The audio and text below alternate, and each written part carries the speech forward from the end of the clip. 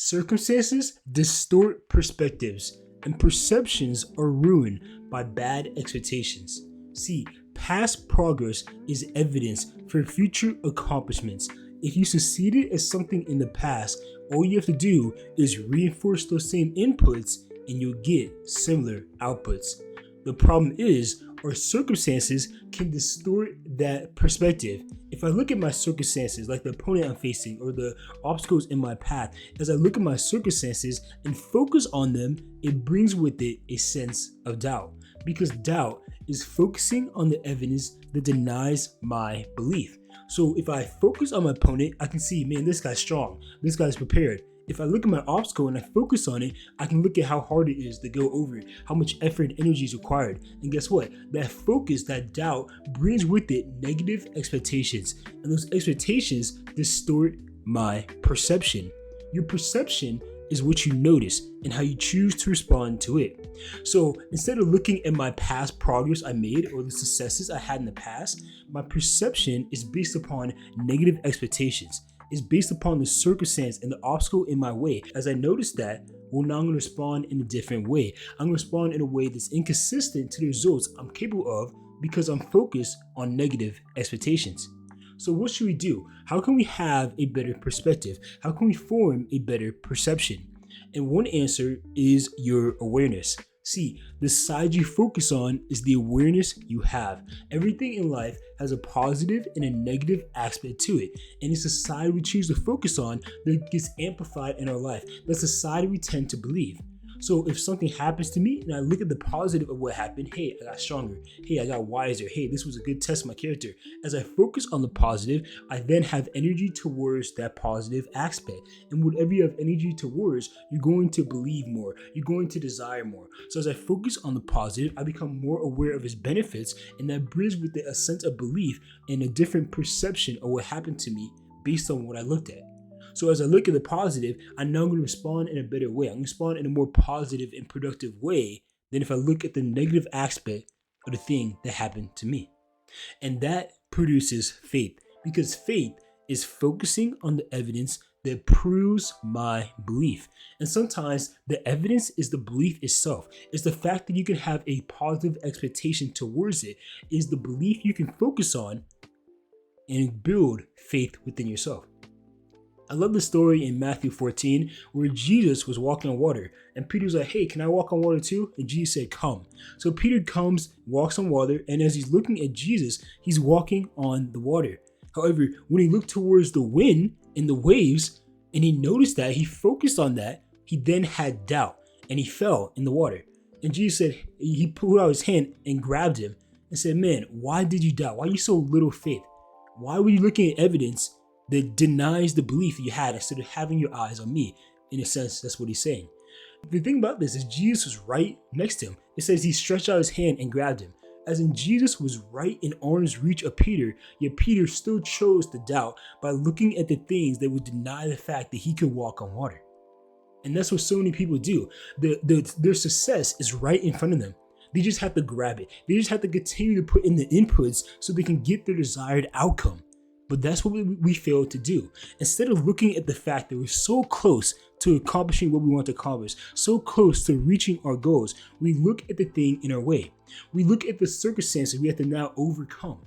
And because we focus on that, it gives us a negative expectation.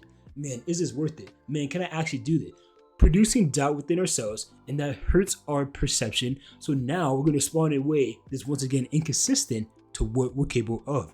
So we have to focus. We have to become aware of the positive side and make sure we form faith within ourselves by focusing on evidence that proves our beliefs, so we can have that better perception, which produce a better perspective, giving us better results.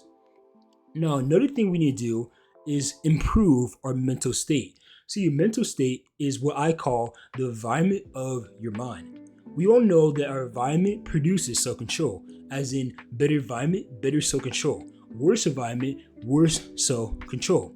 For example, I had some protein bars in my room, and when I was outside my room, I didn't desire the protein bars as much. It was easy for me to have the self-control to not go and get some. However, when I was in my room, man, those protein bars were like calling my name. I just wanted to eat them so bad. Why?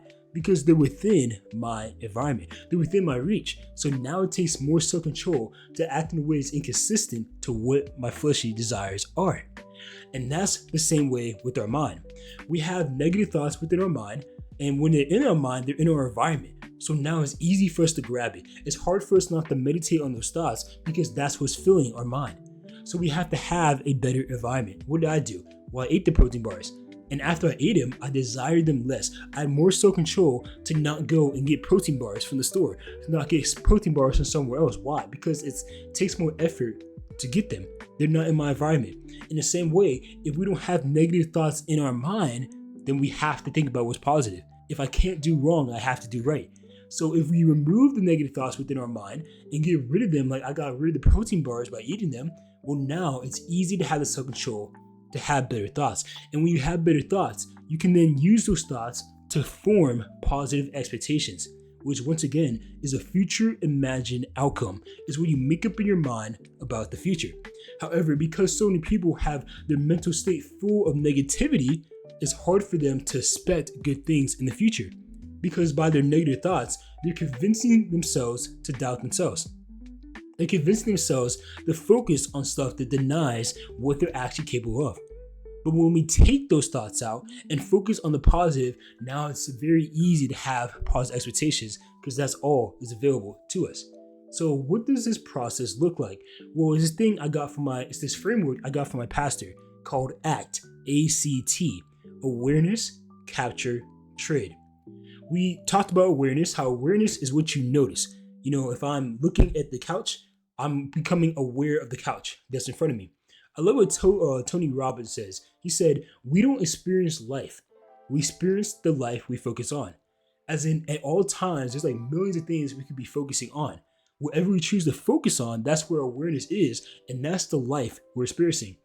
And as I explained before, there's two sides to everything in life. So many people are only experiencing the negative when they could be experiencing positive. So the first thing we need to do is become aware. We need to choose to notice the thoughts that we have. Because if you don't notice them, you cannot deliberately change them. You cannot deliberately and intentionally take them out. So we have to become aware of our thoughts. The second thing is capture. Think about a picture. When I'm taking a picture, what I'm doing is I'm freezing a moment of time so I can look more in depth at it, look more at the details and see if I need to change something, like I crop something out or edit it. That's what you do when you take a picture. The same thing. When you capture your thoughts, you're examining the thought.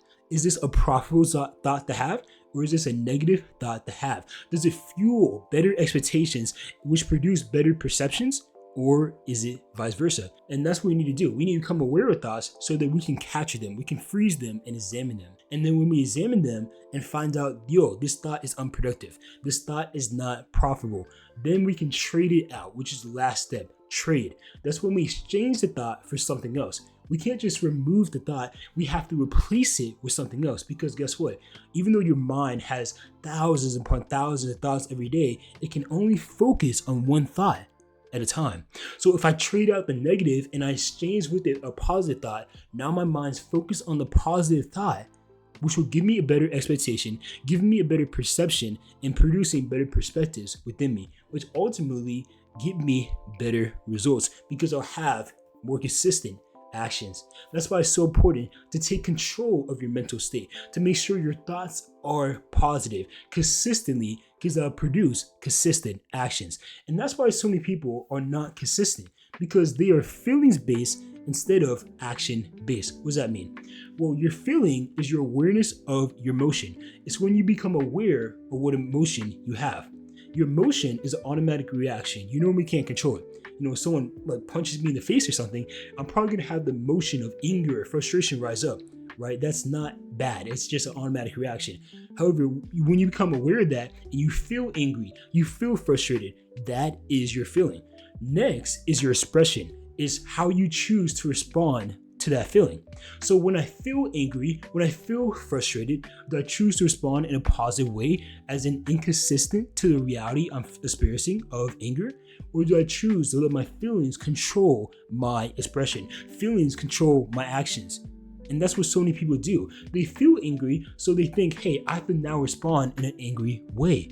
And think about this. that never produces better results than choosing your emotions. Choosing how you respond. If I respond by my feelings, it's going to be very inconsistent because I can't always control my emotions. So we have to choose to respond in ways inconsistent with reality. I love saying this. When you respond in a way that's inconsistent with reality for long enough, it then becomes your reality. What does that mean?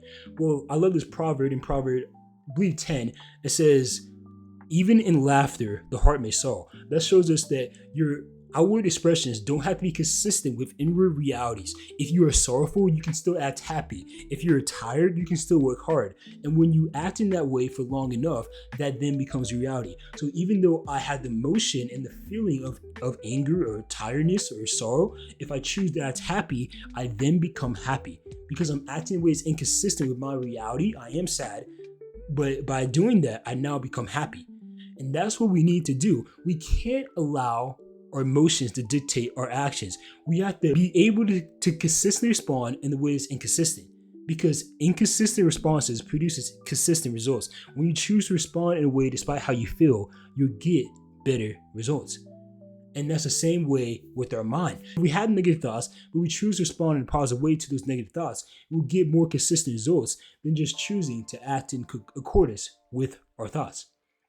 So if you do those three things, if you choose to have better awareness, if you choose to have a better state, if you choose to respond inconsistent to your feelings so you can consistently respond in ways profitable, you can build better perceptions for yourself, because you're going to notice things that are profitable, and that's going to give you a better response. And when you live out that response over time, that changes your perspective, how you view what you're going through, how you view your circumstances in your life. So now it doesn't matter the opponent, it doesn't matter the obstacle, it doesn't matter what adversity and circumstances come into your life, it will not distort your perspective, because your perception is consistent with the results you want to see.